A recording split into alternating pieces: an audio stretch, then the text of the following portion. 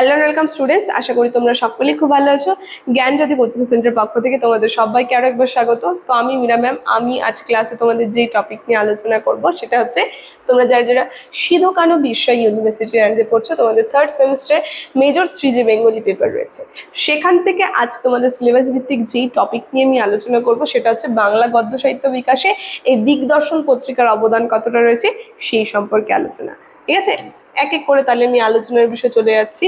দেখো, আলোচনার বিষয় শুরু করার আগে খুবই একটা গুরুত্বপূর্ণ ইনফরমেশন তোমাদেরকে দিয়ে যাই। তোমরা যারা যা ভাবছো এই সেমিস্টার আমাদের সঙ্গে অনলাইন ক্লাস বা নোটসের জন্য যোগাযোগ করবে, তাদেরকে বলে দিই বোর্ডের কর্নারে 2টি নাম্বার দেওয়া আছে, যে কোনো একটি নাম্বারের মধ্যে কল করে নিয়ে তোমরা আমাদের সঙ্গে সরাসরি যোগাযোগ করে নিতে পারো।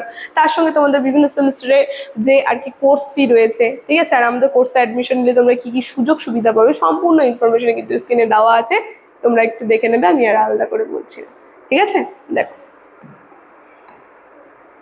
তাহলে আলোচনার বিষয়ে আমি চলে যাচ্ছি একেবারে।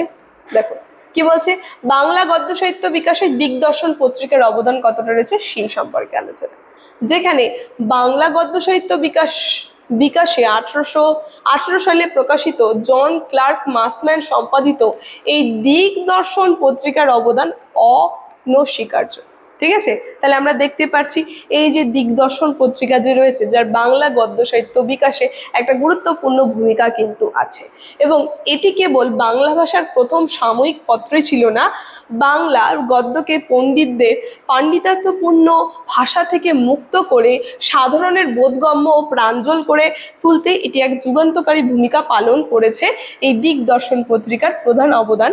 ঠিক আছে, আমরা দেখতে পাচ্ছি তার মানে কি বললো খুব সুন্দরভাবে, যে বাংলা ভাষা যে রয়েছে সেই বাংলা ভাষাকে আরো সুন্দর সহজ সরলভাবে, যাতে যে বিভিন্ন পণ্ডিতেরা যারা আর কি এই ভাষা নিয়ে আলোচনা করছে তাদের যাতে পাঠ করতে সুবিধা হয়, সেক্ষেত্রে কিন্তু একটা গুরুত্বপূর্ণ অবদান রেখেছে এই দিগদর্শন পত্রিকা। ঠিক আছে, এবং এই দিগদর্শন পত্রিকার যে প্রধান অবদানগুলি রয়েছে এক এক করে আমি সেগুলো নিয়ে আলোচনা করি। প্রথম পয়েন্টে চলে আসছি, সহজ ও সরল গদ্যরীতির প্রবর্তন।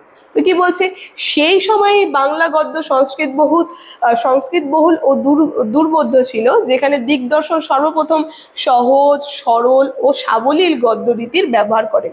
তাহলে সেই সময় যদি ভাষায় আমরা চলে যাই, খুবই কঠিন ছিল সেই ভাষাগুলো, এবং সেটাকে সর্বপ্রথম সহজ সরল ভাষায় যে আর কি এই ব্যবহার করেছিল যে গদ্য রীতিতে, সেটা হচ্ছে এই দিগদর্শন পত্রিকা।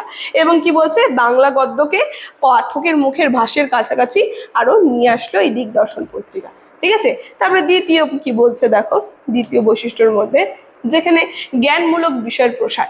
এই পত্রিকায় ইতিহাস, ভূগোল, পদার্থ, কৃষি, প্রাণীবিদ্যার মতো কঠিন বিষয়গুলিকে বাংলায় খুব সহজভাবে তুলে ধরা হয়, ফলে বাংলা গদ্যে শুধুমাত্র গল্প, নীতি, কথার মধ্যে সীমাবদ্ধ না থেকে জ্ঞান চর্চার বাহনেও পরিণত হয়। তাহলে আমরা দেখতে পাচ্ছি বাংলা ভাষা যে রয়েছে সেখান থেকে এই দিগদর্শন পত্রিকা শুধুমাত্র যেখানে গল্প নিয়ে না, বিভিন্ন বিজ্ঞান বিষয়ক যে চর্চা সেগুলো নিয়েও কিন্তু আলোচনা করা হচ্ছে, যে কারণে এটা পাঠ করে আমরা দেখতে পাচ্ছি একটা বিজ্ঞান বিষয়ে চর্চা হচ্ছে, সাধারণ মানুষের মধ্যে সেই জ্ঞান বিভিন্ন যে আর কি আমরা দেখতে পাচ্ছি বিভিন্ন বিষয়ে পদার্থবিদ্যা, কৃষি, এগুলো জ্ঞান কিন্তু তারা অর্জন করতে পারছে। তারপরে তৃতীয় আমরা দেখতে পাচ্ছি, তৃতীয় পয়েন্টে বলছে দ্বিভাষিক প্রকাশনার সূচনা।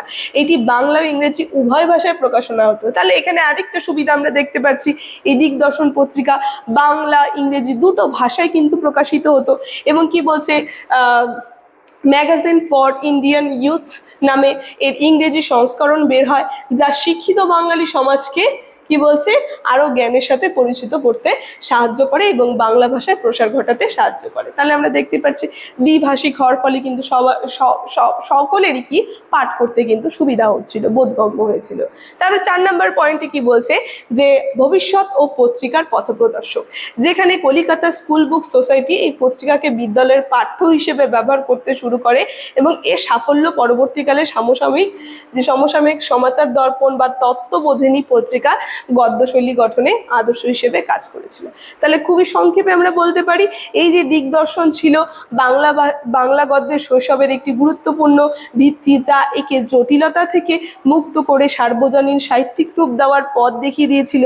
ঠিক আছে, তাহলে আমরা দেখতেই পারছি এক এক করে বলে দিল খুব সুন্দরভাবে পয়েন্ট। আমি যখন আলোচনা শুরু করছিলাম তখনই আমি বলছিলাম যে এটা হচ্ছে কি, এই দিগদর্শন পত্রিকা বাংলা ভাষার ক্ষেত্রে যে গুরুত্বপূর্ণ অবদান রেখেছে সেটা হচ্ছে একটা কঠিন যে ভাষা রীতিটা ছিল সেটাকে খুব সহজ সরল ভাষায় কিন্তু আর কি প্রকাশ করেছে দিগদর্শন পত্রিকার মধ্যে। ঠিক আছে, তাহলে এক এক করে আমি কিন্তু পয়েন্ট নিয়ে নিয়ে আলোচনা করলাম। মানে আজকের আলোচনার বিষয় আমি এখানে শেষ করলাম। আর এখানে দেখো ইনফরমেশন কিন্তু কিছু কিছু দেওয়া আছে, তারপরে ফোন নাম্বার, কন্ট্যাক্ট নাম্বার দেওয়া আছে। ক্লাসের শুরুতে আমি সেই ইনফরমেশনগুলো দিয়ে দিয়েছি। ঠিক আছে, আজকের আলোচনার বিষয় এখানেই শেষ করছি। ভিডিওর শুরু থেকে শেষ অবধি দেখার জন্য থ্যাংক ইউ।